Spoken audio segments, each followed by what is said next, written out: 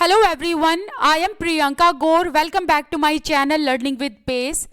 हम लोग 7th class की हिस्ट्री का चैप्टर नंबर 4 डिस्कस करेंगे and the chapter name is Mughal empire.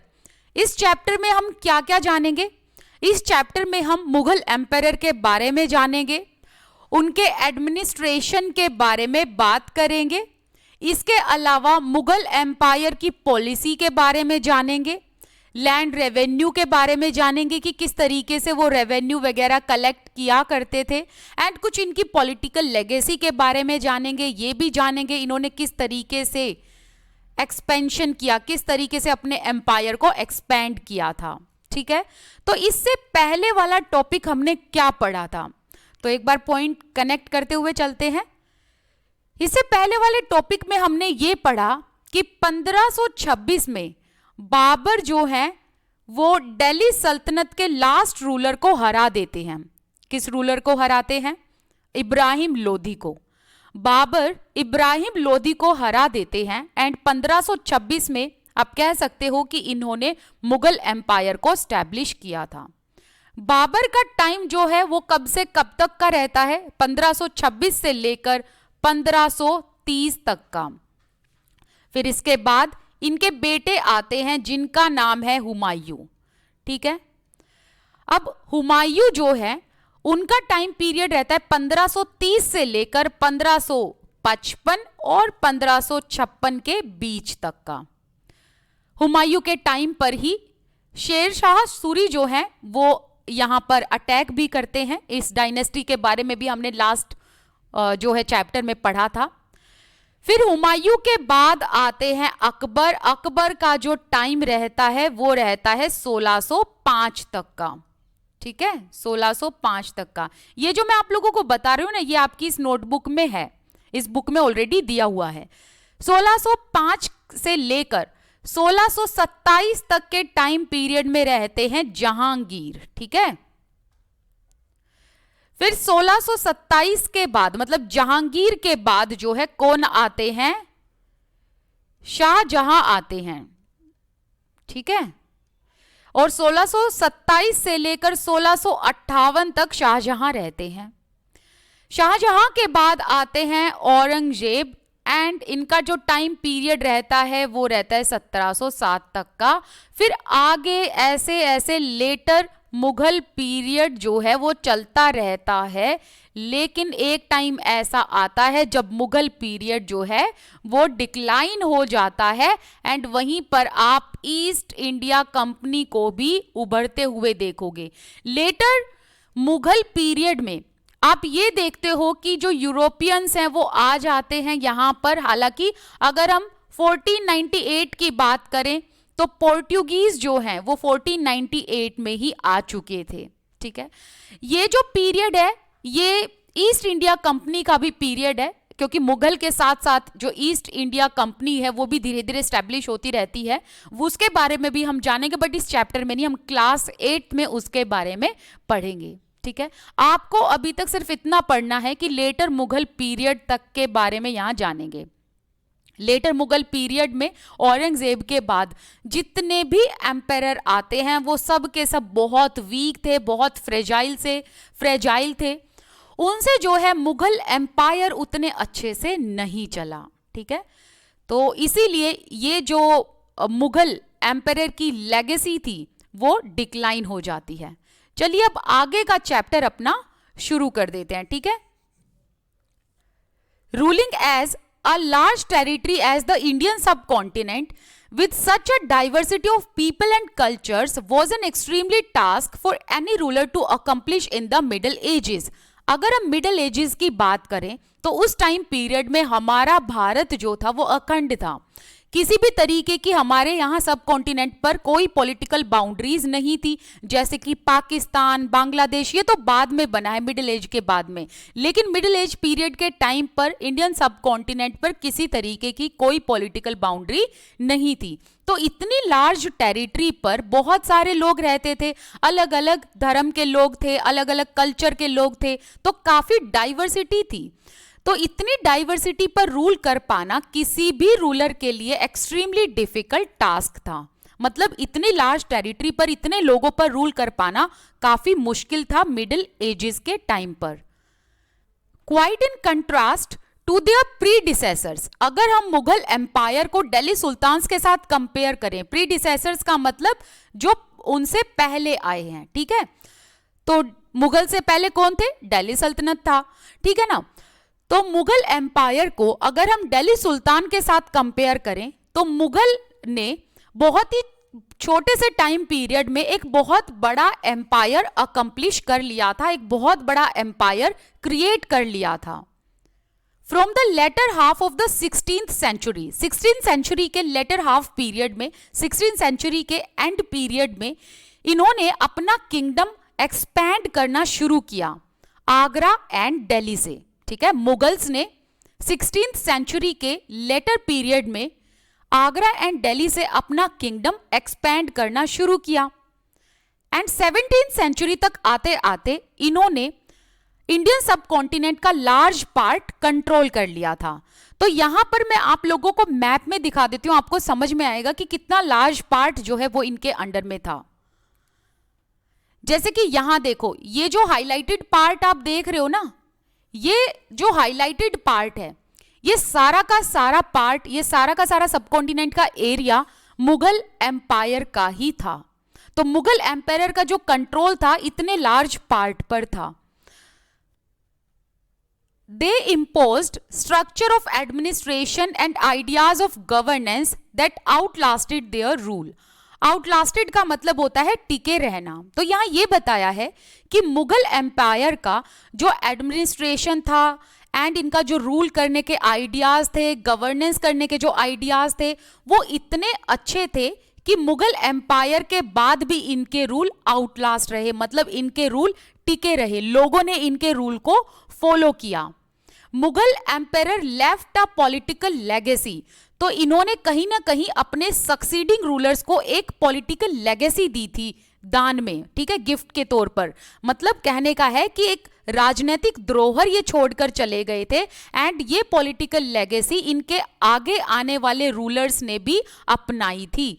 तो यहाँ ये कहा गया है कि मुगल एम्पायर का जो आइडियाज थे, जो इनके रूल करने के तरीके थे एंड जिस तरीके से इन्होंने अपनी टेरिटरी को एक्सपैंड किया, इन्होंने जिस तरीके से अपने शासन काल को चलाया, इन्होंने जिस तरीके से अपने टाइम पीरियड में एडमिनिस्ट्रेशन लेवल था इनका, उस चीज को इनके सक्सीडिंग रूलर्स इग्नोर नहीं कर पाए। तो हम कह सकते हैं कि मुगल एम्पायर जो है वो एक पॉलिटिकल लेगेसी छोड़कर चले गए थे गिफ्ट के तौर पर।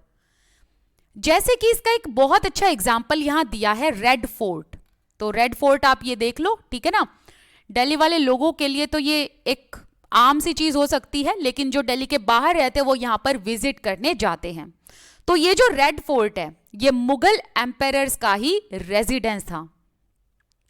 इसी रेड फोर्ट से हर साल इंडिपेंडेंस डे के दिन हमारे जो प्राइम मिनिस्टर हैं वो पूरे नेशन को एड्रेस करते हैं। कहां से एड्रेस करते हैं पूरे नेशन को? इंडिपेंडेंस डे वाले दिन रेड फोर्ट से। तो रेड फोर्ट का जो रैम्पार्ट है, रैम्पार्ट का मतलब जो ऊंची दीवारें या जो मेन जो एरिया है इसका, ठीक है ना। तो यहां से आप देख सकते हो कि इनकी जो पॉलिटिकल लेगेसी है वो आज भी देखने को मिलती है। नेक्स्ट है हु वर मुगल्स। मुगल्स कौन थे? देखो ये जो वर्ड है ना मुगल, ये आया है मंगोल से, ठीक है। कहां से आया? ये मंगोल्स से आया है। तो यहां पर मैं आप लोगों को एक छोटी सी स्टोरी समझाती हूं, तब आपको ये चीज बहुत अच्छे से समझ में आएगी कि यहां पर मंगोल्स का क्या रोल है ना। अब स्टोरी शुरू होती है बाबर से। तो पहले क्वेश्चन ये आता है कि बाबर कहां से आया था? बाबर आया था फरगना से। ये देखो फरगना है काबुल के बिल्कुल ऊपर, तो बाबर यहां से आया था, ठीक है। डायरेक्ट कहां आया? दिल्ली आया, ओके। दिल्ली में आकर इसने इब्राहिम लोदी पर अटैक किया, जिसे बैटल ऑफ पानीपत भी कहते हैं। तो first battle of Panipat Ibrahim Lodi and किसके बीच में हुई थी? बाबर के बीच में हुई थी। एंड जो सेकंड बैटल ऑफ पानीपत हुई थी वो अकबर के टाइम पर हुई थी। तो अब आपको यहां क्या याद रखना है कि जो बाबर है वो फरगना से दिल्ली आया। क्यों आया? क्योंकि जो ये ट्राइब है उज़्बेक ट्राइब, ठीक है।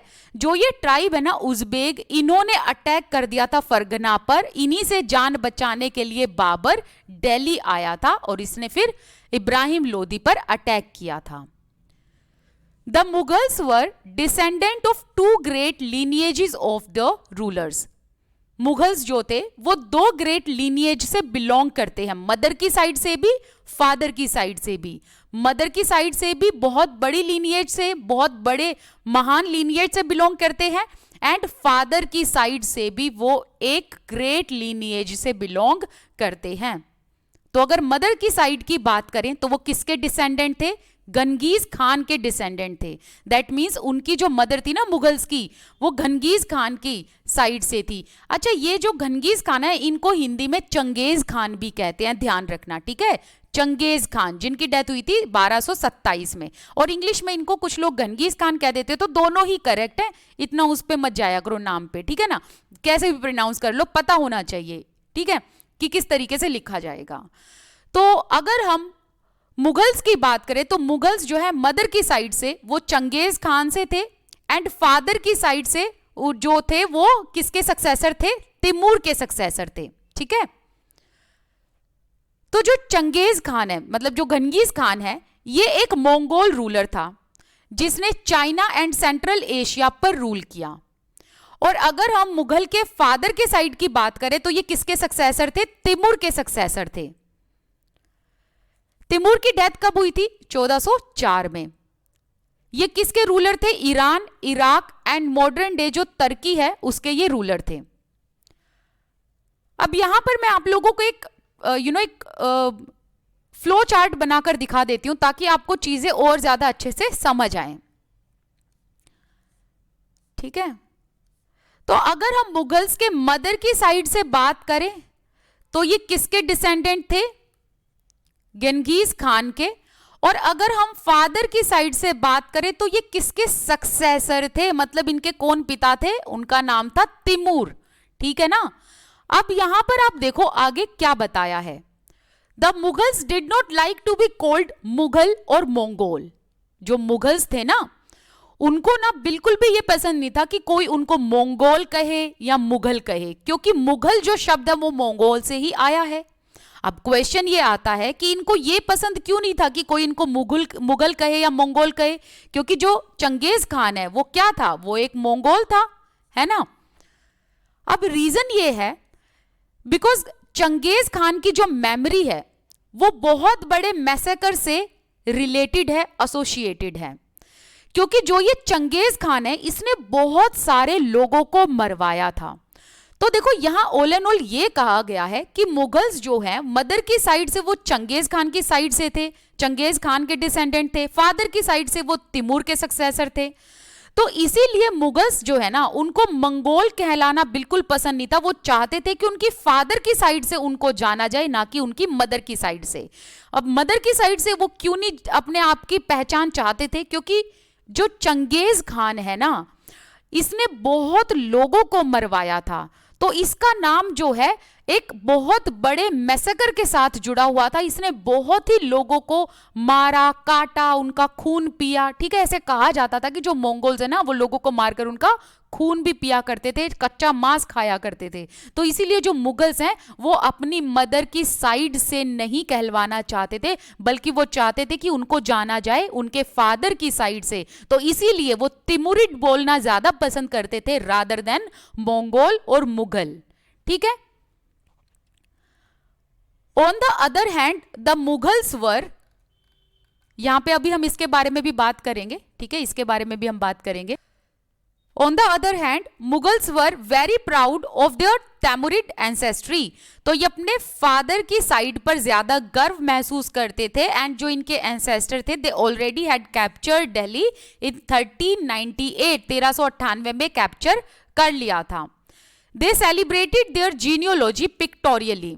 इन्होंने अपने फादर की साइड को या अपने फादर की जीनियोलॉजी को पिक्टोरियली सेलिब्रेट किया है एक ग्रुप फोटोग्राफ में, जिसमें तैमूर दिखाया है एंड तैमूर के सभी डिसेंडेंट्स दिखाए हैं। तो यहां पर देखो, यहां पर है तैमूर, ठीक है ना, एंड यहां पर तैमूर के डिसेंडेंट्स भी हैं इस मिनिएचर पेंटिंग में। ठीक है, तैमूर भी है, तैमूर के डिसेंडेंट भी है, मुगल एम्पायर भी हैं। तो यहां से हमें समझ आता है कि मुगल्स जो है वो अपने फादर की जो साइड है उस पर कितना ज्यादा गर्व महसूस करते थे कि इस पिक्चर में उन्होंने कोई भी अपनी मदर की साइड का नहीं रखा है, सब के सब अपनी फादर की साइड के ही इसने रखे हैं पिक्चर में। तैमूर जो है वो बिल्कुल सेंटर में है, ठीक है, यहां पर है तैमूर और इनके राइट में इनके बेटे मीरान शाह, ठीक है, मीरान शाह जो कि बाबर के ग्रेट ग्रेट ग्रैंड फादर हैं। देन है अबू सैद जो कि बाबर के ग्रैंड फादर हैं। फिर तैमूर के अगर लेफ्ट में देखें तो सुल्तान मोहम्मद मिर्जा हैं जो कि बाबर के ग्रेट ग्रैंड फादर हैं एंड उमर शेख हैं जो कि बाबर के फादर हैं। द मुगल एम्पायर, अब मुगल एम्पायर देखें, Babur, Akbar and Shah Jahan are the third, fourth, fifth individual on the Timur right. तो तैमूर के यहाँ राइट में आप अगर देखोगे तो तैमूर के राइट में कौन कौन दिखा रखे हैं? बाबर, अकबर, शाहजहां, बाबर, अकबर, शाहजहां, ठीक है। ऐसे ही तैमूर के लेफ्ट में सेम ऑर्डर है, हुमायूं, जहांगीर, औरंगजेब, हुमायूं, जहांगीर, औरंगजेब, इस तरीके से दिखा रखे हैं। तो सबके सब एक पिक्चर में दिखा रखे हैं, अलग अलग जो है टाइम पीरियड से सब बिलोंग करते हैं। बस ये अपने फादर की एंसेस्ट्री पर ज्यादा प्राउड फील करते हैं, तो इसको इन्होंने सेलिब्रेट किया पिक्चर के थ्रू, एक पेंटिंग के थ्रू, ठीक है ना। तो अदरवाइज प्रैक्टिकली इम्पॉसिबल था कि ये एक साथ एक ही टाइम पर जी रहे हो, है ना, तो वो चीज ध्यान रखना। तो यहां पर हमारा मुगल एम्पायर का जो फर्स्ट पार्ट है वो कंप्लीट होता है। ये जो नेक्स्ट वाला पार्ट है इसको हम नेक्स्ट वीडियो में करेंगे। चलिए मिलते हैं नेक्स्ट वीडियो में। Till then bye bye, thank you so much for watching this video. आप मेरे साथ टेलीग्राम, इंस्टाग्राम पर जुड़ सकते हैं। कोई डाउट है तो कमेंट सेक्शन में लिखकर बताइएगा।